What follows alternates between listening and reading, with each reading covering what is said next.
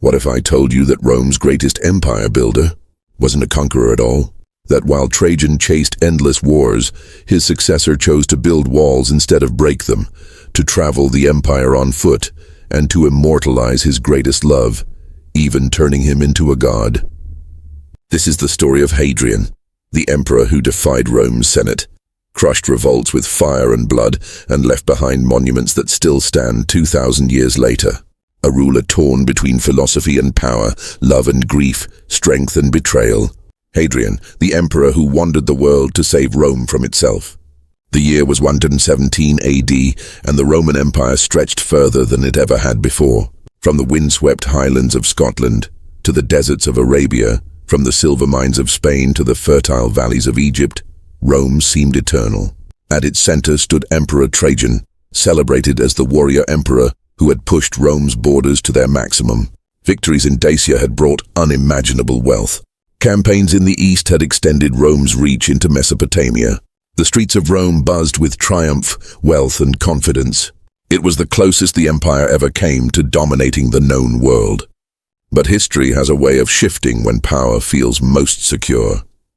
Amid the celebrations stood a man few yet recognized as Trajan's successor, Publius alias Hadrianus, Hadrian.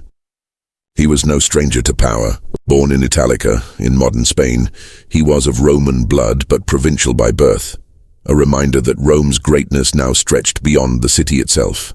Hadrian was a man of contrasts, a soldier who preferred books, a Roman who loved Greek philosophy, a stern leader who carried a quiet fascination for beauty and art.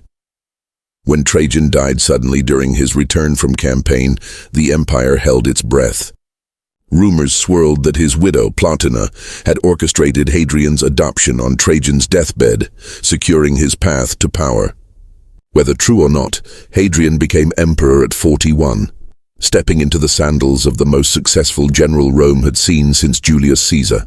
The world expected him to keep marching forward, to finish what Trajan had begun, to turn Rome into a power without rival on the entire earth.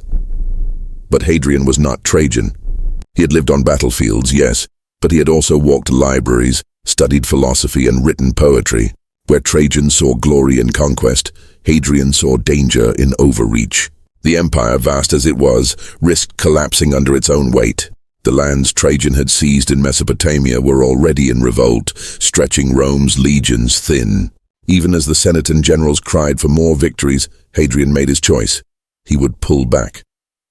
He would abandon Mesopotamia, redraw Rome's frontier, and strengthen the empire from within. To many, this seemed unthinkable. Why give up what Rome had won in blood? But Hadrian saw something others did not.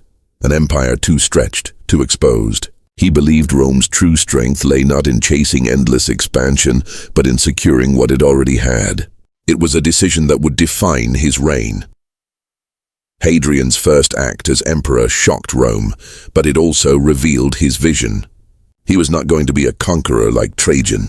He was going to be something different, a wanderer, a builder, a philosopher king. And as whispers of discontent echoed in the Senate chambers, Hadrian quietly began preparing to leave Rome itself.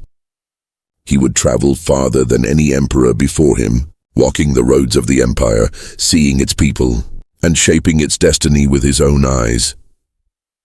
The age of Hadrian had begun, not with conquest, but with a question: could Rome survive without endless war? Hadrian did something that no emperor before him dared to do. He left the heart of Rome and became a traveler. Most emperors had ruled from the marble palaces on the Palatine Hill, letting their generals and governors manage the edges of the empire. Not Hadrian. He believed that if Rome was to be strong, its emperor needed to see with his own eyes how the empire lived, worked, and bled. One of his first great journeys took him to the misty, windswept frontier of Britain. It was a harsh land where Roman legions had fought for decades against fierce tribes. The northern lands, what we now call Scotland, remained unconquered, full of warriors who struck quickly, disappeared into forests, and made occupation nearly impossible. Trajan had pushed for further campaigns there, but Hadrian saw only endless bloodshed. He made a different choice. He drew a line. That line would become one of the most famous monuments of the ancient world, Hadrian's Wall. Stretching across 73 miles of rugged terrain from coast to coast, it was more than a wall. It was a symbol. To some Romans it looked like a retreat, but to Hadrian it was discipline, control, and order. The wall said, "This is Rome, beyond it lies chaos. Here civilization stops." The construction was immense. Legions marched with picks, shovels, and stone, carving their way across rivers, valleys, and hills. Forts rose at intervals, towers stood tall, and gates connected Rome to the lands beyond. Soldiers, merchants, and settlers all felt the change. It was not just a military barrier. It was the beginning of a Romanized frontier society. To this day, Hadrian's Wall remains one of the clearest reminders of how far Rome once stretched, and how seriously Hadrian took the defense of what Rome already possessed. But Hadrian was more than just a builder of walls. As he traveled through the empire, he poured energy into cities, temples, theaters, and libraries. Unlike Trajan, who had focused on roads of conquest, Hadrian invested in roads of culture. He was deeply fascinated with Greece, which he saw as the birthplace of philosophy, art, and beauty. In Athens, he funded massive construction projects, including the completion of the Temple of Olympian Zeus, a building that had remained unfinished for centuries. Locals came to see Hadrian not as a distant ruler, but as a man who respected their traditions. He walked among philosophers, listened to debates, and even tried his hand at poetry in Greek. To some, this obsession with Greek culture made him seem less Roman. To others, it revealed a new kind of emperor, one who ruled not just with armies, but with ideas. Wherever Hadrian went, he left behind structures that endured. Arches, aqueducts, baths, and temples carried his name.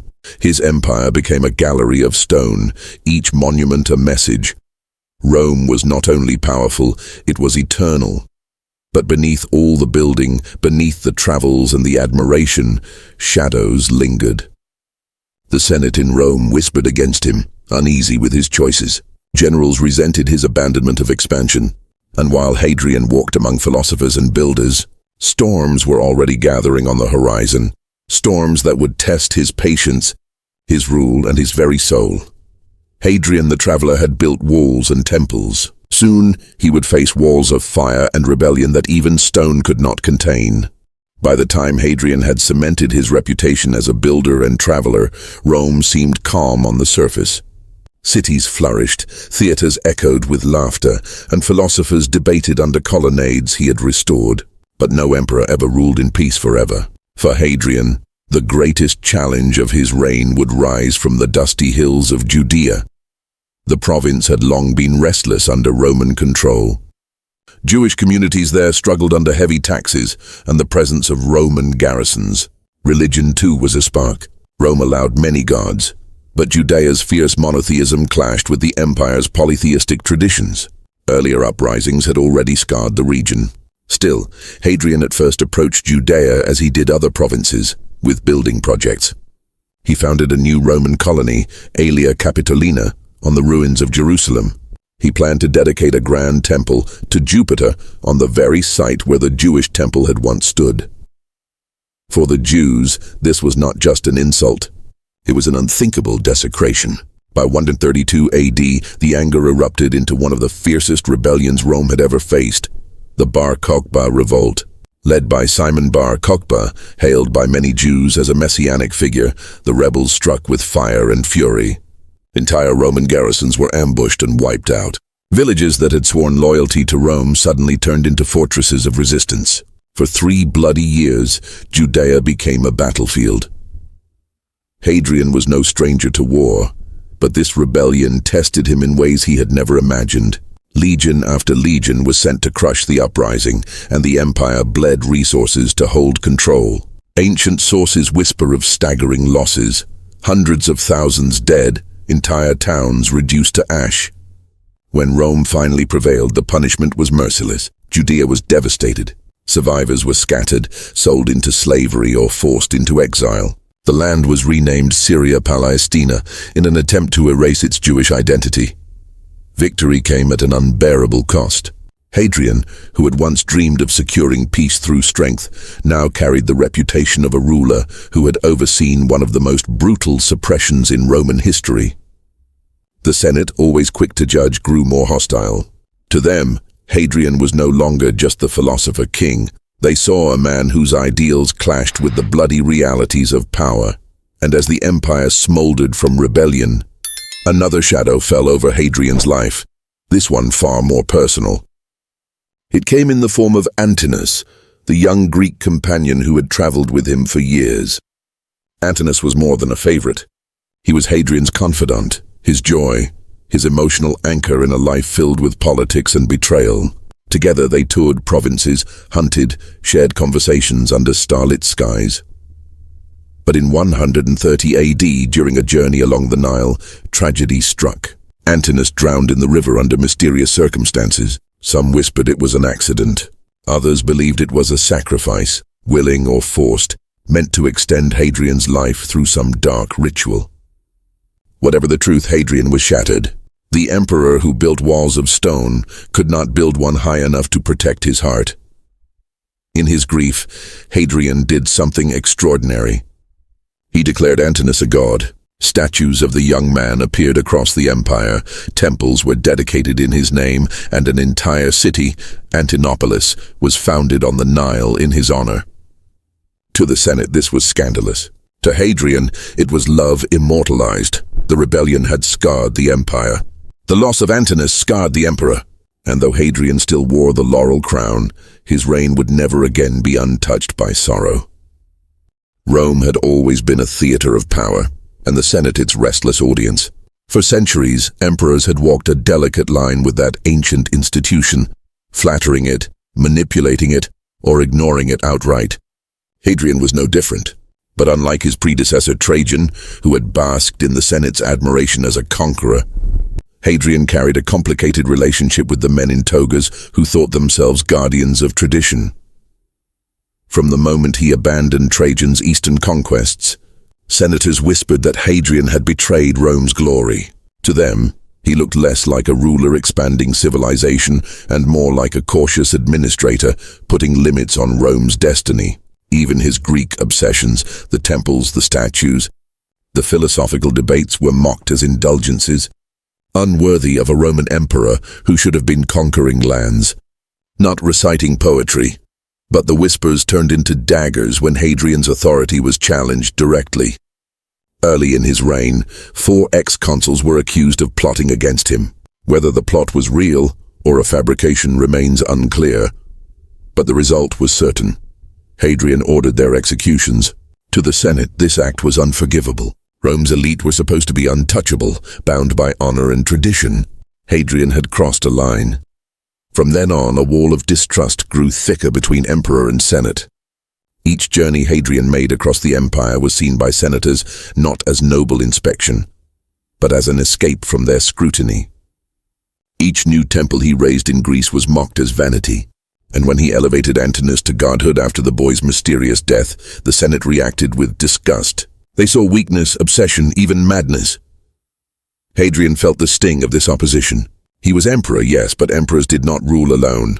To pass laws, to maintain stability, to shape public opinion, he needed at least the appearance of harmony with the Senate.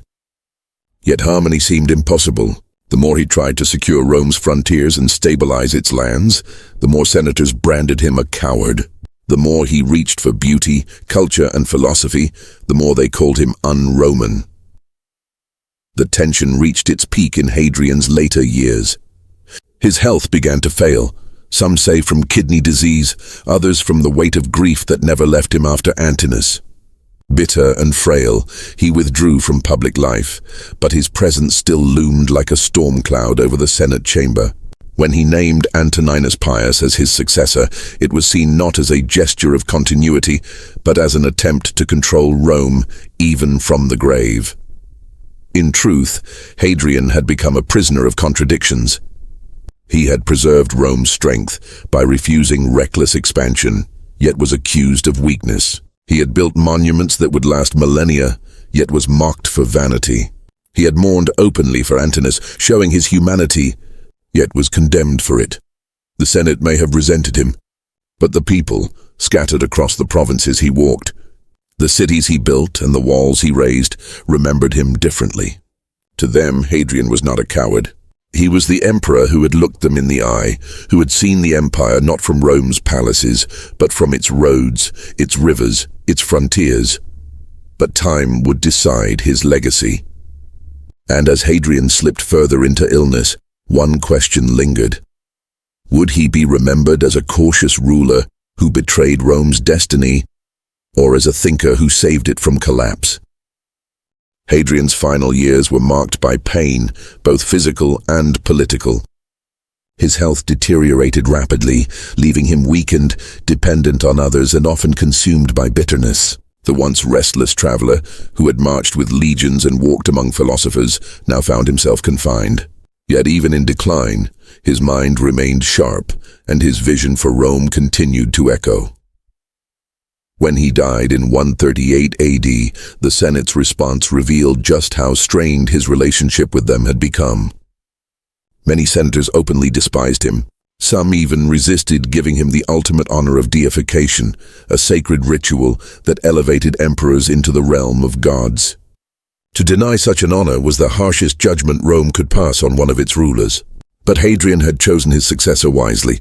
Antinous Pius, the man he adopted as heir, was loyal to his patron's memory. With quiet determination, Antinous secured Hadrian's deification. Against the Senate's grumbles, the emperor who had been mocked, doubted, and resisted in life, now stood among Rome's gods in death. But Hadrian's true legacy wasn't written in Senate decrees. It was carved in stone across the empire. In Britain, his walls still snaked across the rugged countryside, a monument to his vision of defense over reckless conquest. In Athens, the completed temple of Olympian Zeus rose proudly, a tribute to his love of Greek culture. Across provinces, aqueducts carried water, libraries held knowledge, theaters echoed with performance, all built or restored under Hadrian's watch. And then there was Antinous. Statues of the young Greek dotted the empire, some portraying him as a god, others as a hero. Historians would argue endlessly over their relationship. Was Antinous Hadrian's lover, his spiritual companion, or a tragic sacrifice? Whatever the truth, the scale of Hadrian's devotion made the story unforgettable. No emperor before him had immortalized a personal loss so publicly. In the face of ridicule, Hadrian had refused to let Antinous vanish into the shadows of time. Love, however scandalous to the Senate, became part of his legacy. More than anything, Hadrian is remembered as the emperor who walked the empire. He traveled more than any Roman ruler, not for conquest, but for understanding. He listened to soldiers at far-flung forts, debated with philosophers in Athens, and admired Egyptian priests along the Nile. To his people, this was something new, an emperor who wanted to see them not just as subjects, but as threads in the vast fabric of Rome. History would judge him with nuance. He was not the conqueror Trajan had been, nor the philosopher king Marcus Aurelius would become. He was something in between, a ruler who understood that Rome's strength lay not just in expansion, but in endurance.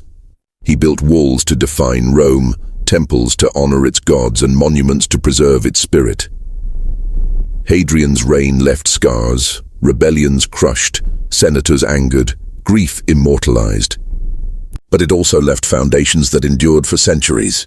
And perhaps that is why, nearly 2,000 years later, when travelers walk the stones of Hadrian's wall or gaze at the ruins of temples he raised, they are reminded of a man who saw Rome not just as an empire, but as an idea worth preserving. Hadrian, the wanderer, the builder, the thinker, an emperor whose footsteps still echo across the ruins of history. And so Hadrian's name lives on, not through endless battles, but through walls, temples, and ideas. He was the emperor who refused to chase glory for glory's sake, who chose endurance over expansion, and who carried both love and grief into the heart of his rule. To the Senate, he was controversial. To history, he became unforgettable. His footsteps stretched from Britain to Egypt, from Athens to Rome, shaping an empire not just with swords, but with stone and thought. Nearly 2,000 years later, his legacy still whispers through ruins and monuments, reminding us that true power is not only in conquering, but in preserving what is worth saving. Hadrian, the wanderer, the builder, the thinker, an emperor whose story still echoes across time.